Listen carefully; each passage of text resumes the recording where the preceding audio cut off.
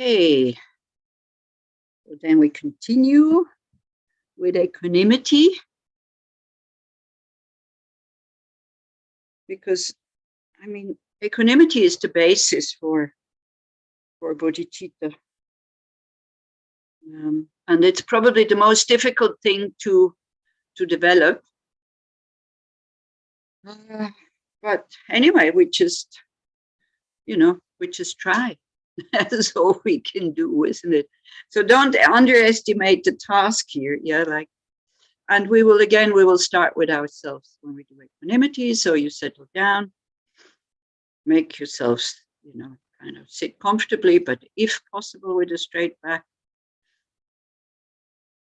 totally relaxed.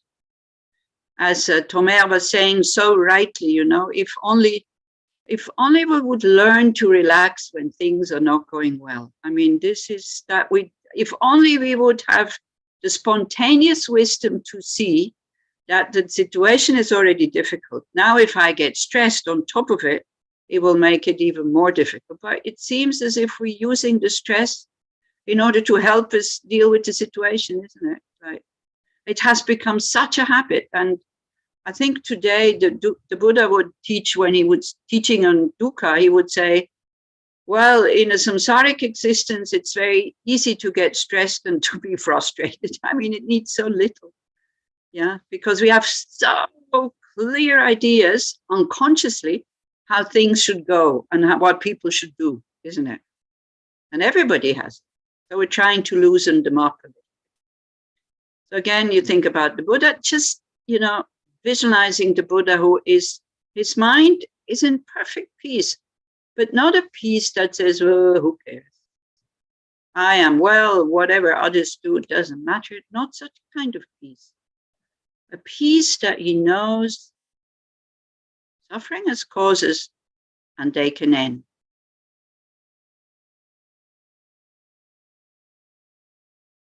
And liberation and enlightenment is possible, but we have to eliminate the causes, and he knows how to do that, and he knows how. So you visualize the Buddha, that you unify with your guru. Such a, we underestimate the power of this practice. Not to put the guru on a pedestal, but in order to receive the blessings, not from an ordinary being, but from a Buddha. Again, but if you feel like, oh no, I don't want to do that, don't do it. Don't force yourself to do anything you're not ready to do, or you think like, oof, this I have to examine further. We can see that when we think about the Guru in his human form, and I just take His Holiness Dalai Lama, just seeing him, just thinking about him, it brings us closer to our Buddha potential, because it opens the heart. This is how these beings benefit us. They remind us of our potential by living it.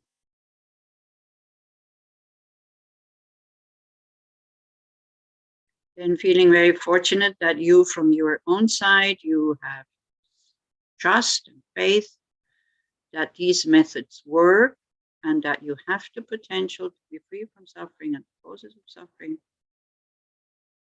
And also having faith and trust, or like the intention to do this not just for myself, but in order to repay the debt that I have towards all these beings who have been kind to me.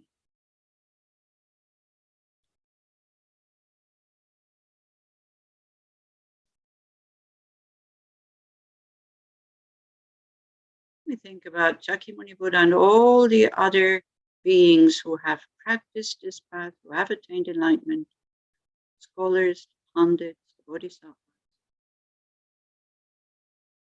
And we feel very fortunate and very grateful.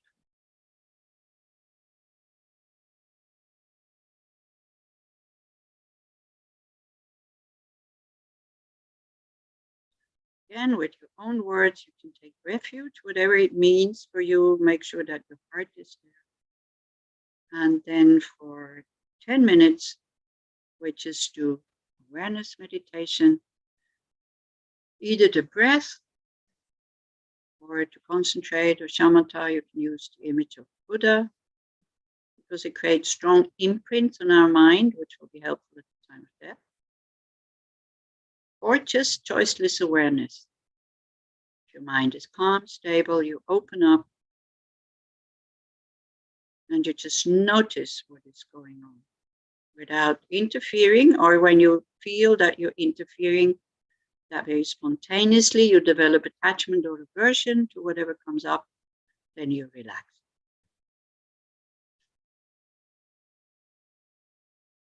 I would do that for 10 minutes. About.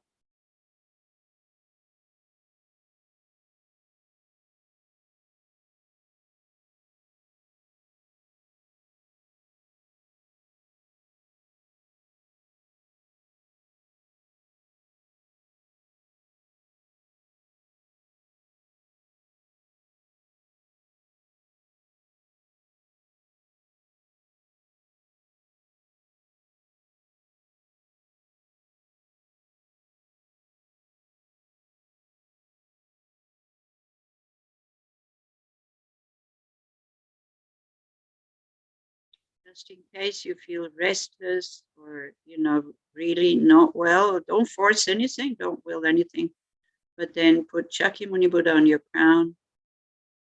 With your awareness, you go up there. You think about the possibilities of this practice, but it doesn't have to happen now. And if you want, you can see that nectar, purifying nectar, is coming from the Buddha's heart, flowing into our body and kind of blessing us or giving us relief, support, resources that we need.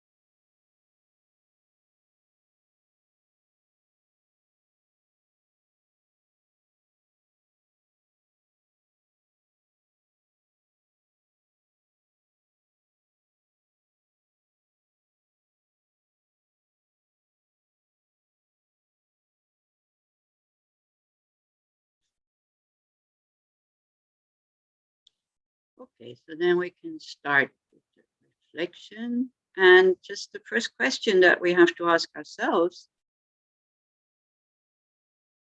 why is it so difficult to be equanimous towards all beings, even though I see that we're all equal in wanting happiness, not wanting to suffer, that we're all the same way, some more, some less confused about reality, and that we all have the same potential of being totally free from suffering and causes of suffering. How come I make these big differences between people, even though 99.999% were all the same?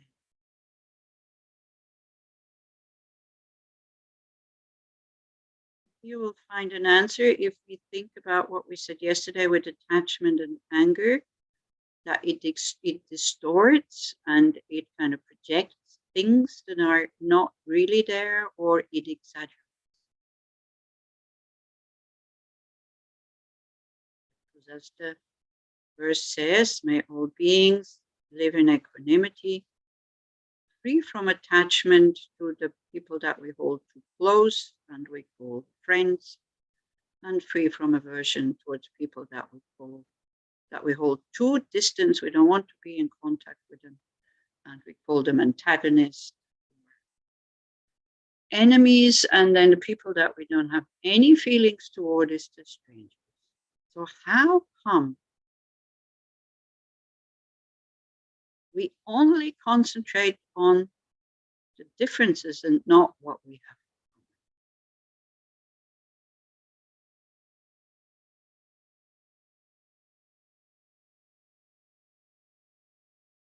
Necessarily have to find an answer. It's good to just ask the question and wonder, how come?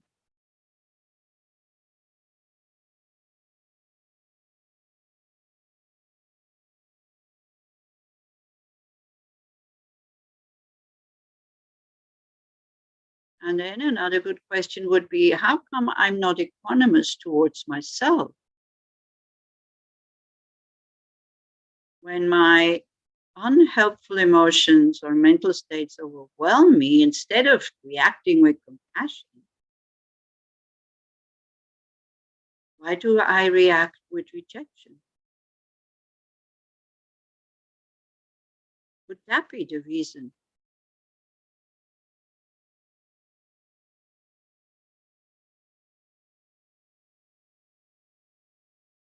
That in general, we only want to see and be in contact with the good sides of ourselves.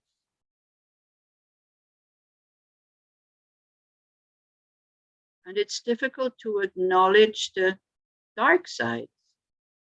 We feel them, we know we have them, but we don't approach them as if we would approach a broken arm, for example, or a cut finger.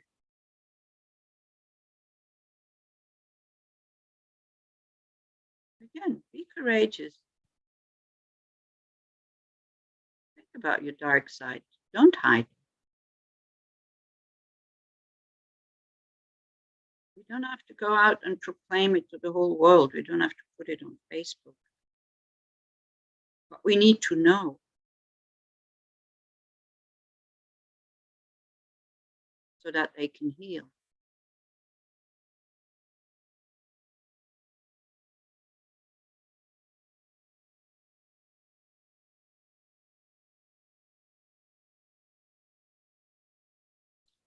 And to look at them in the right distance, we can take Carl Gustav Jung, who said, these dark sides, he used to call them dark, the dark sister or the dark brother, these dark sides, it's not you, but you have them, and we have to take care of them. So don't identify.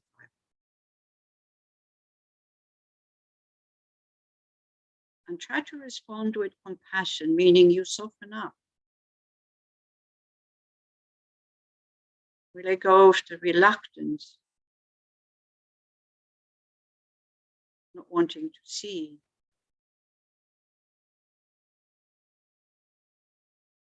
let go of all the grudges that we are holding about ourselves for having these dark sides.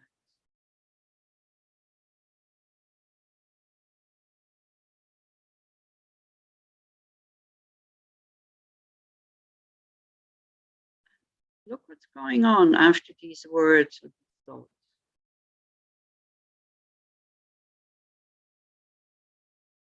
Are you as cold as a statue made out of stone, or is something moving?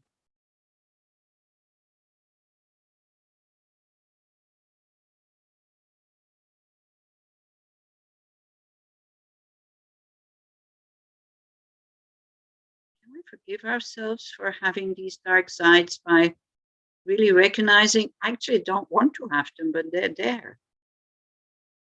They're not me, but they belong. They make me suffer. And because of them, others will suffer.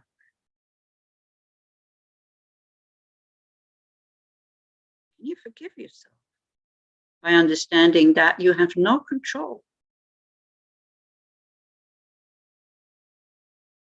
And especially that you're not enjoying them and you're not nourishing them and you don't want to have.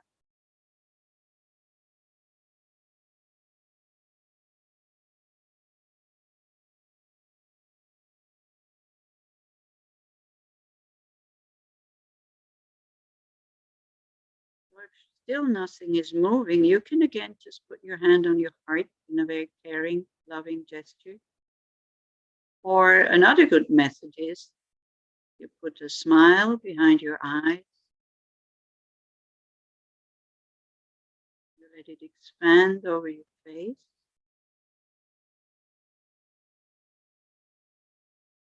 And then you send it down to your heart.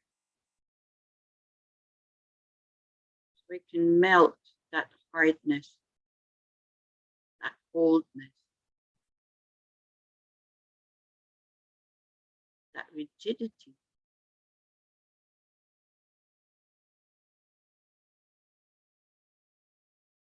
And we come to the nature of our heart and mind, which is that soft spot. Understanding, being compassionate.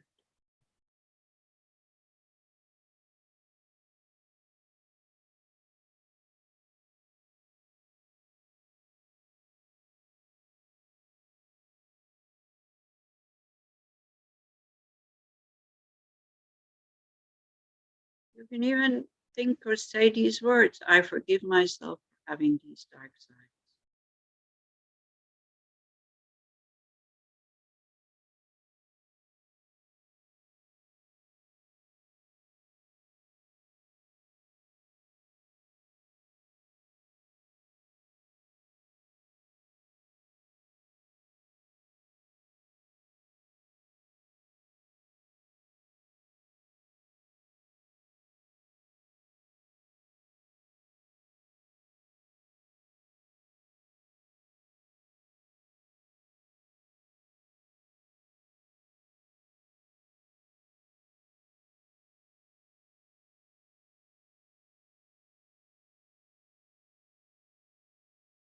And another good antidote when we really feel bad and low about ourselves is to think about the situation where you were able to help someone. So try to go there now. It shows us also that we're not complete monsters. Somebody that you just very simply wanted to have. Focus on that feeling, just the memory of it.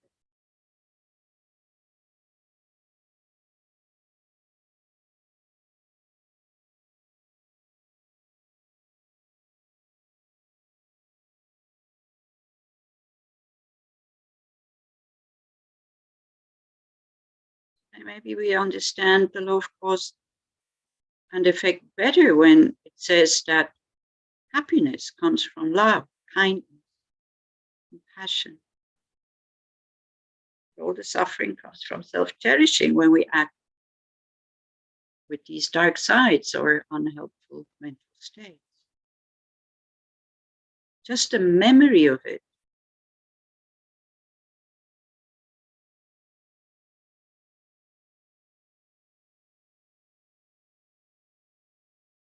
produces sensations.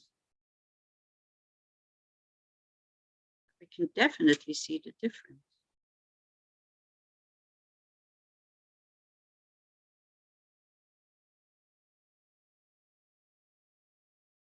So that person that we help we would probably call that one a friend.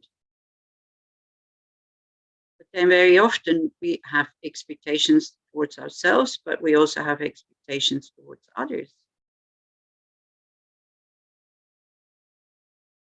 That when we help somebody, then we kind of, a bit like a business, I want something back.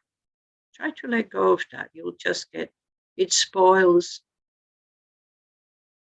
the joy of helping.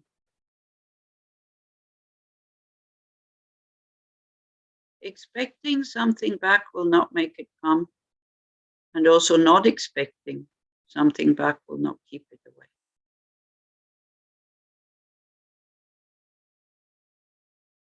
We don't have to expect gratitude. It's good for the other person if they're grateful, but for us, these people, when they allow us to help them, they kind of strengthen their attitude. Hey, I want to be able to help all beings. This feels good. It's a good thing to do. So what more do you want? They give us this opportunity. The memory of the action gives us a good feeling about ourselves. We just spoil it with expectations that something should come back.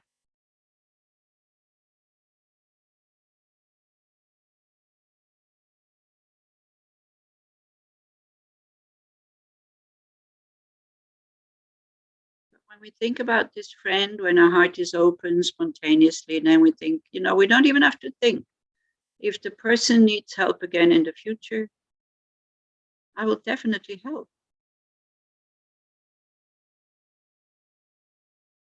It comes very spontaneous, the thought, may you be happy, may you be well. May you be protected from physical and mental harm. Be able to live your life like fearless, free from suffering, loving, and at ease. And there's a lot of substance when we think about this, what we call friend.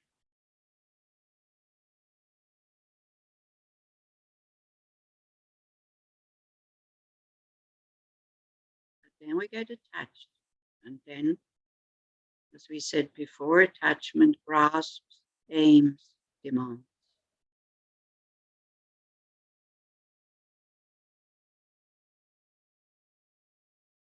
We can still think, it's great I was able to help you.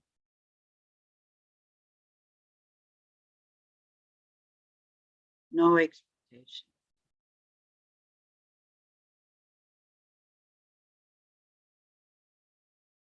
Otherwise, if there is expectations and nothing comes back, or we need help, and the person just has no interest or no time, this friend very quickly becomes an enemy or somebody that we dislike. Maybe think about somebody like this, somebody who has disappointed you. And then look, where does the disappointment come from? We're not expecting from everybody that they should help us.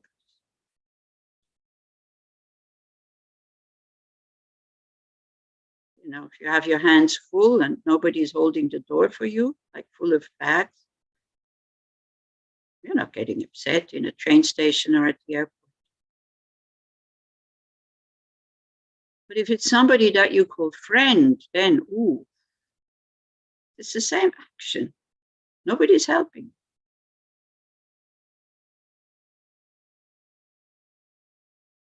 So in order to be able to look at our sensations, experiences in our heart. It would be good if you have a person like this that you feel don't want to see you anymore. Or even think about somebody that has harmed you. Not in a big way, okay? Go gentle here.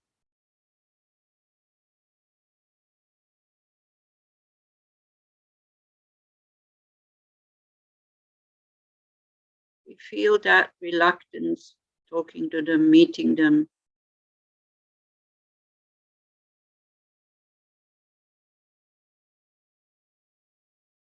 So try to visualize the person, look at the person. Again, be courageous, don't run away.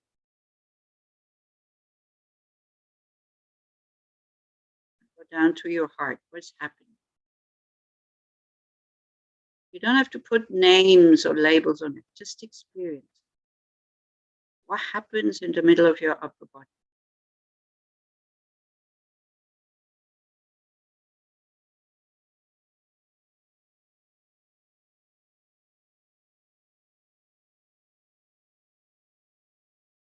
When we look at the person, it's very easy to see the person's dark side, isn't it? That's all that pops up at the moment. I'm not saying at another moment it can be different, but right now, according to whether we think of this person as a friend or an antagonist. Then we see not in an equanimous way, only see one side. So here, what appears is the dark side, the self-cherishing, laziness, or the cruelty of having harmed.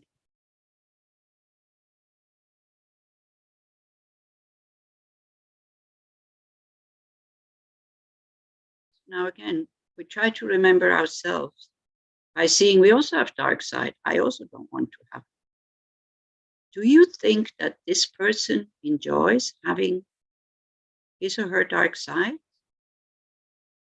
And don't push, don't expect anything to happen. Just ask yourself this question. Be very gentle.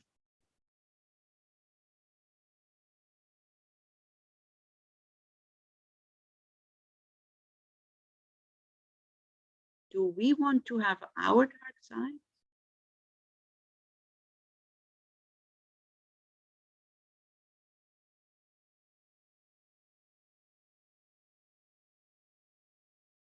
Can you see that the person suffers because of his or her negative sides? Just as we do, not just in the present, but they will continue to suffer in the future.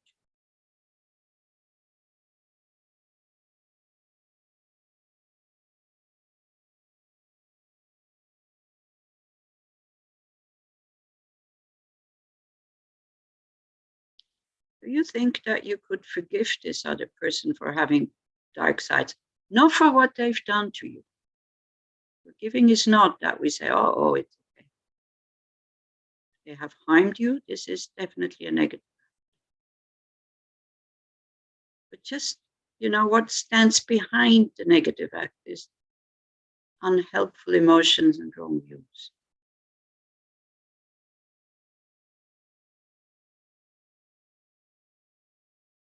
Do you think you can become a bit softer towards that person?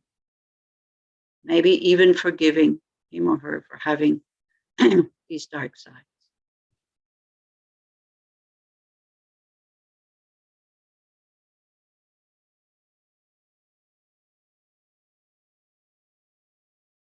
Maybe you can imagine giving the person a reassuring touch. Shoulders, arm. Be saying a few kind words. It's okay. We both suffer because of our dark sides.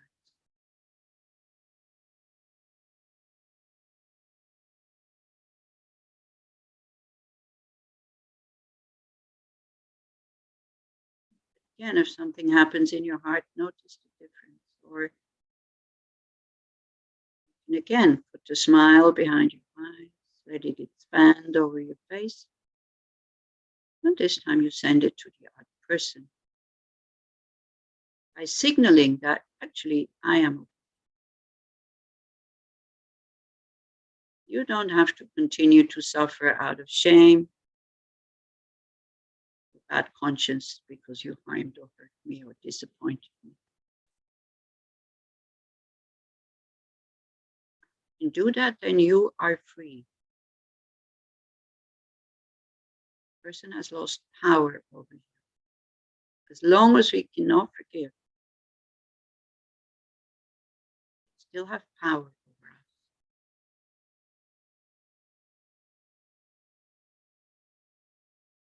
Again, don't push. These are just methods that you can try again and again and again. Until the ice is melting, the concrete is breaking. Out comes the beautiful heart of loving kindness and compassion of ourselves.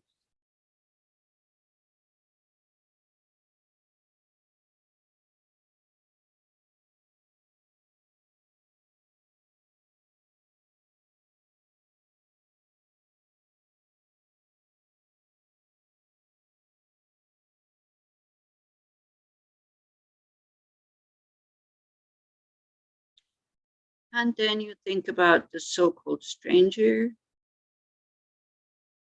a person that you might know the face, the name, maybe, somebody in the supermarket who kind of fills the shelves. Already now knowing that, to us it always seems, actually we even get upset about these people because they kind of block the way for us to go through because we're in such a hurry. Have you ever noticed that? There's a lot of people there filling up the shelves. And you want to take something from the shelf, but you can't reach. We're so stupid to get upset. Without these people, the shelves are empty, my dears. It's not a pleasant job. It doesn't pay well. It's hard work. So already now, when we start to think like this, the person who was a stranger already becomes a human being, not just a robot.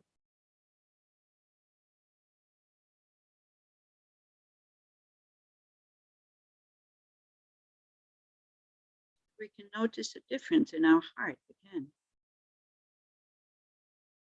So when we think about strangers, our heart is cold, remote. It's some kind of peace, not caring. That's not.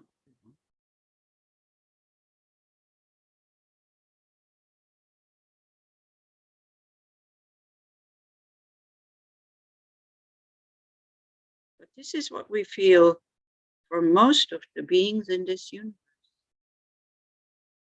Not interested. They haven't done anything for me or to me. For me, they haven't helped me, we think. To me, they haven't harmed me. So why should I be interested?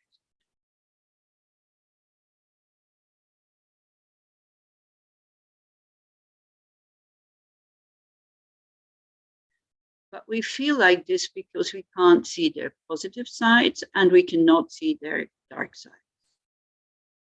They haven't manifested yet for us. The moment they do, the stranger immediately becomes either a friend, we have open heart, friendly feelings towards, or an enemy where we have aversion and unfriendly feelings.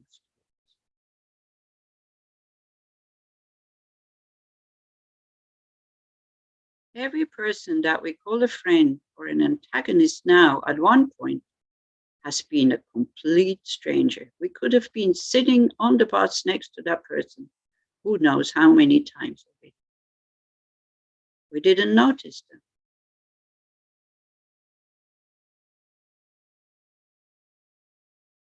They're just lumps of flesh walking around.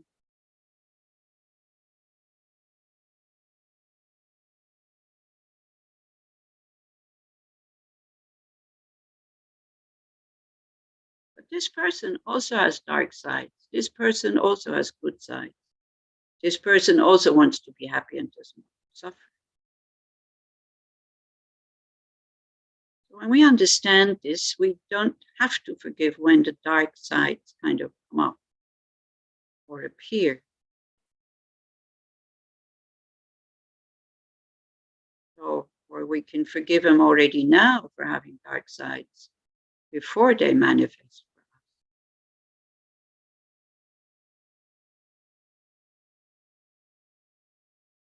And again, show some interest and some connection.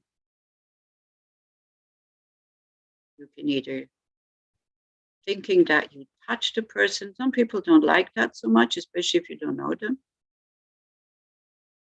But we can always smile at them. So easy, so simple, but not a two-spaced smile, but a genuine smile that comes from your heart. Put it behind your eyes. A smile that comes from the thought, I wish you well.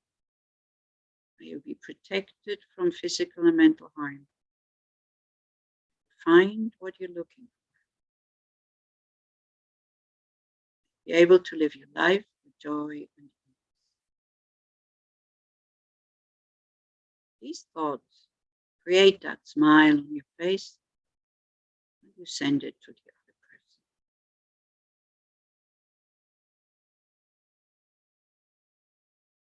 person. Again, notice the difference of experience sensations in your body.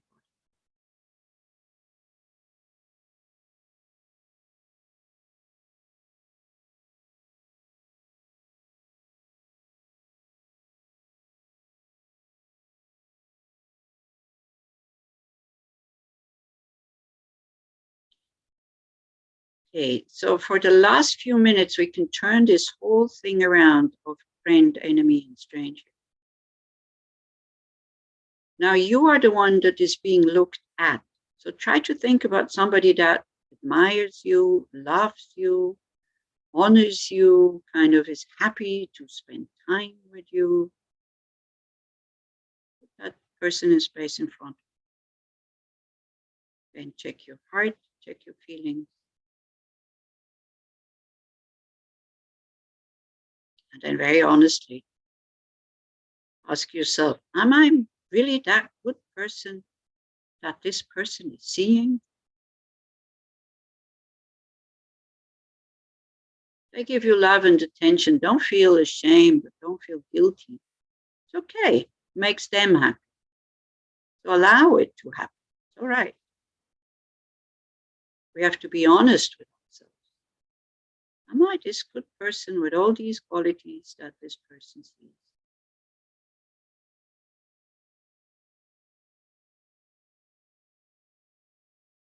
Then you put somebody that dislikes you. Somebody that knows you quite well and dislikes you. You need to have contact with. What's your feeling in your heart?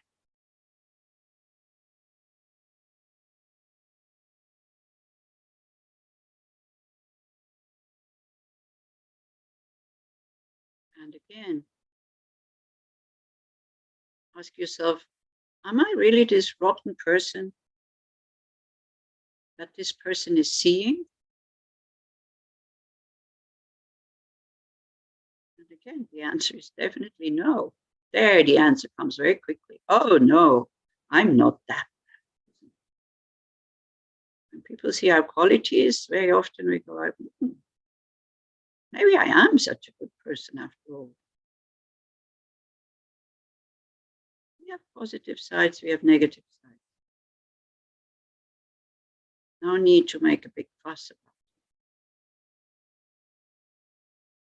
it. Then you take a stranger, somebody who's absolutely not interested in you. You want to tell them a story, they're not listening. You want to ask them something, they're not interested in giving the answer, and so on. Check your heart when you think about this person. And then again, the question, am I really that uninteresting person that this person sees?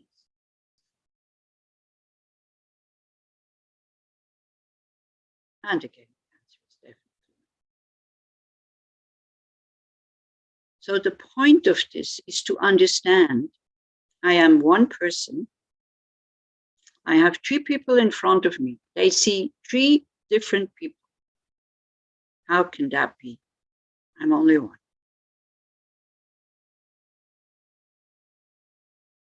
And then we understand that we're doing exactly the same thing with others. We see an inherently good person. While they do for us what we want them to do, we see an inherently negative, harming person, as long as we can't let go about what they've done to us, and we see an inherently uninteresting person. And we totally believe in it. That's what they are.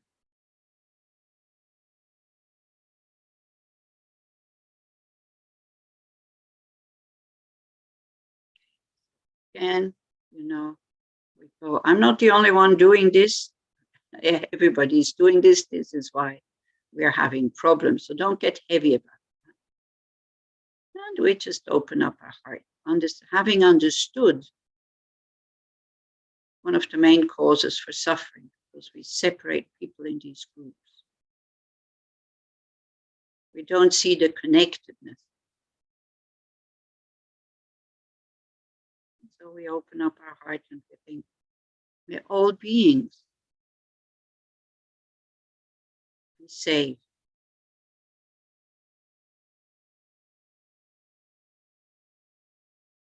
All beings be protected from physical and mental harm.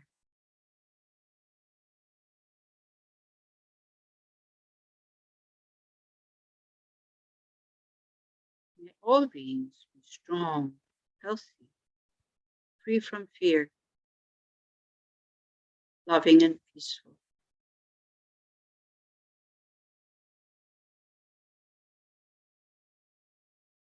May all beings, and that includes myself, be able to live a life with joy and ease.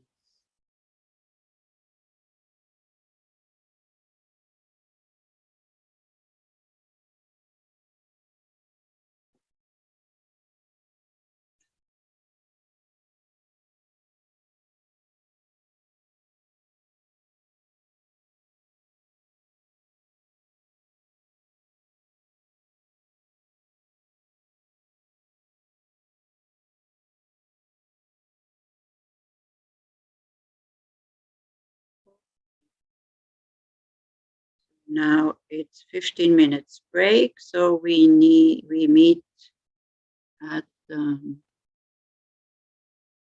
past. Thank you.